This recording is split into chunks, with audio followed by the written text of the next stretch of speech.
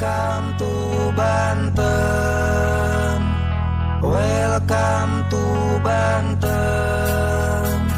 Provinsi Banten terkenal budayanya. Provinsi Banten terkenal seni debusnya. Provinsi Banten terkenal suku Baduynya. Provinsi Banten terkenal wisatanya.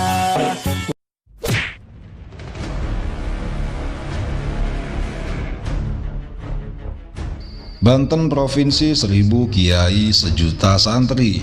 Itulah julukan yang masyhur untuk provinsi yang satu ini. Tak heran jika nama Banten terkenal di seluruh Nusantara, bahkan dunia internasional. Sebab ulama yang sangat masyhur bernama Syekh Nawawi Al-Bantani adalah kelahiran di Serang, Banten, yang sampai detik ini karya kitab-kitabnya rutin dikaji di berbagai pesantren hingga universitas di luar negeri. Provinsi yang dikenal dengan seni debusnya ini disebut-sebut memiliki paku atau penjaga yang sangat luar biasa. Berikut akan kami bahas 3 ulama paku Banten paling keramat yang masih hidup.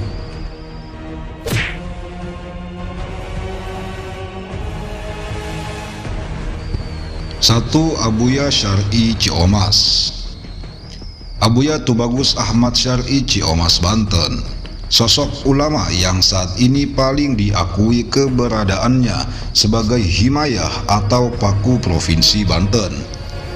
Beliau merupakan satu-satunya murid Syekh Nawawi Al-Bantani sekaligus ulama seangkatan Mbah Hashim Asy'ari, pendiri Nahdlatul Ulama yang masih hidup. Kini usianya sudah mencapai kisaran 140 tahunan, tentu sudah sangat sepuh. Ulama yang satu ini sangat jarang dikenali masyarakat Indonesia, bahkan orang Banten sendiri masih banyak yang tak mengenalinya, dikarenakan beliau memang jarang keluar terlihat publik. Kesehariannya hanya berdiam di rumah dan menerima tamu yang datang sowan ke rumahnya untuk meminta doa dan barokah dari beliau. Jika membahas karomah kesaktian Abah Syar'i, nampaknya tak akan ada habis-habisnya. Beliau disebut-sebut sebagai pemegang golok Ciomas. Golok bukan sembarang golok, tapi golok ini merupakan golok bersejarah yang menjadi wasilah terusirnya orang-orang Baduy saat mereka menyerang Banten. Konon, pasukan Baduy akan kembali menyerang Banten ketika Paku Banten wafat dan tak ada lagi penerusnya. Golok Ciomas kini sudah beredar di mana-mana, namun golok asli yang bersejarah ini hanya ada satu yang saat ini berada dalam pengawasan Abuya Syar'i Ciomas. Adapun golok Ciomas yang lain adalah golok biasa yang disyariati ilmu kanuragan. Tentu berbeda kesaktiannya antara golok Ciomas asli dengan golok-golok Ciomas lainnya. Banyak cerita dari orang-orang setelah sowan ke rumah beliau. Ada yang dengan perasaan senang sebab diterima dengan baik oleh beliau. Tak jarang juga yang sowan justru dimarah-marahi oleh beliau. Mengapa? Semua itu tergantung niat kedatangannya masing-masing. Konon, beliau mampu membaca niat dan pikiran orang tersebut dan alasannya datang ke rumah beliau itu untuk apa. Jika orang itu sowan karena ingin meminta solusi masalah kehidupannya, beliau sudah terlebih dahulu tahu tentang apa masalah yang sedang ia alami itu. Luar biasa, Abuya Syar'i adalah ulama Banten yang menjadi himayah atau paku dari bencana malapetaka di tanah Banten.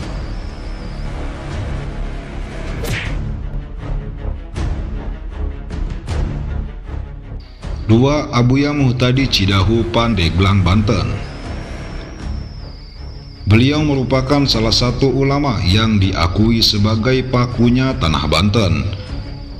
Seorang ulama yang terdaftar dalam jajaran Mustasyar PBNU ini adalah seorang putra dari Abuya Dimyati Cidahu, Pandeglang. Ayahnya merupakan seorang waliullah yang sangat masyhur, tak hanya di Nusantara, namun juga dunia internasional. Dulu Abuya Dimyati pernah dipenjarakan oleh salah satu partai politik. Namun anehnya, ketika Abuya Dimyati di dalam penjara, semua penjaga lapas yang ada di situ selalu merasakan hal yang aneh, seperti muntah-muntah, sakit perut, dan buang air besar terus-terusan. Akhirnya, dalam jangka waktu singkat, Abuya Dimyati dibebaskan dari penjara. Baik, kita kembali kepada sosok karismatik Abuya Muhtadi. Banyak murid-muridnya yang menyaksikan secara langsung karomah beliau. Salah satunya yang terkait soal banjir besar di sekitar daerah Serang belakangan ini, yang menghanyutkan banyak korban, bangunan, pepohonan besar, dan barang-barang berharga lainnya. Cerita ini saya dengar langsung dari salah satu murid beliau. Sebelum terjadi banjir besar di Serang, malam harinya Abuya Muhtadi melakukan ritual dzikir yang cukup lama. Setelah usai berzikir, beliau keluar lalu berkata pada orang-orang yang berada di situ, "Banten geus teu katahanan deui ku aing." Artinya Banten sudah tidak dapat tertahan lagi oleh saya. Orang-orang yang berada di situ bingung, apa maksud Abah Muhtadi berkata demikian? Apa yang akan terjadi di tanah Banten ini? Biasanya kalau Abah berkata begitu, tak lama lagi akan ada hal besar yang akan terjadi di tanah Banten. Benar saja, keesokan harinya, sekitar waktu subuh Banten berduka. Khususnya yang berada di daerah Serang dan sekitarnya, terjadi banjir besar yang luar biasa, menghanyutkan cukup banyak manusia, bangunan-bangunan, pepohonan besar, dan barang-barang berharga lainnya. Sungguh luar biasa. Abuya Muhtadi adalah sosok ulama yang diakui sebagai himayah, penjaga sekaligus paku di tanah Banten.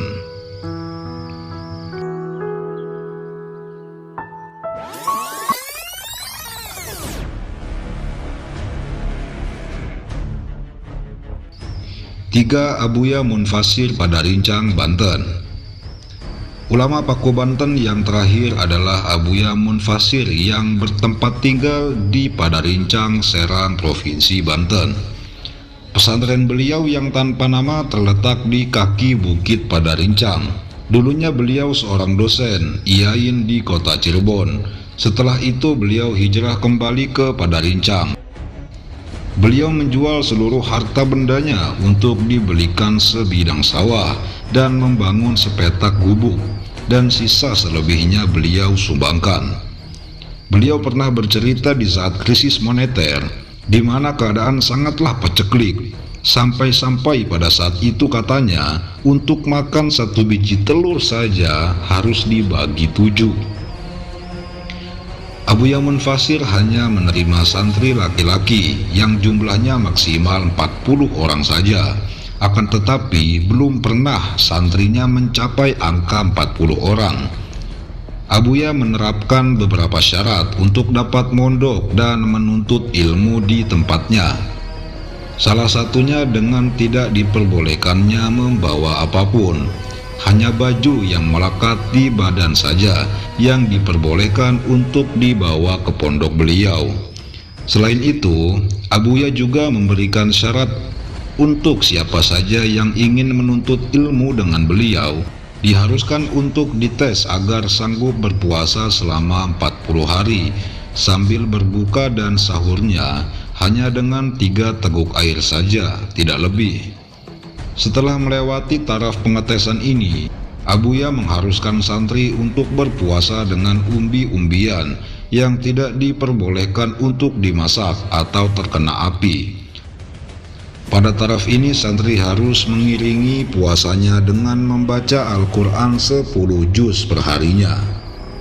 Ketika semua sudah dilewati, sampailah kita pada syarat yang bisa dibilang syarat tertinggi yang diberikan oleh Abuya, yaitu harus puasa mutih, berpuasa dengan hanya nasi putih dan garam saja, dan berpuasa dari segala omongan atau tidak berbicara. Jadi jangan heran ketika berkunjung ke tempat beliau akan menemukan santri-santri beliau yang tidak mengeluarkan sepatah kata sedikit pun. Syarat-syarat yang diberikan beliau memang terlihat sangat berat, tapi beliau punya manhaj sendiri untuk menjadikan santri-santrinya memiliki hati yang bersih, salah satunya melalui jalan tasawuf. Yang pasti kiai ini sangat luar biasa. Penampilannya yang sangat bersahaja membuat orang yang melihatnya bergetar. Wajahnya yang memancarkan nur ilahi. Beliau bagai magnet kehidupan. Hidupnya hanya mengajar di pesantren tanpa nama, sederet gubuk yang terlihat biasa saja. Namun siapa sangka syarat untuk bergabung menjadi santri di pesantrennya begitu sulit. Bukan maksud beliau mempersulit orang dalam mencari ilmu, namun justru caranya inilah yang mengajarkan kepada kita tentang kehidupan tasawuf yang sebenarnya. Demikian ulama Paku Banten paling keramat yang sampai saat ini masih hidup. Semoga beliau semua diberi panjang umur dan sehat selalu agar terus dapat membimbing kita menuju jalan ma'rifatullah, jalan hak yang diridhoi Allah Subhanahu wa ta'ala. Amin ya rabbal alamin.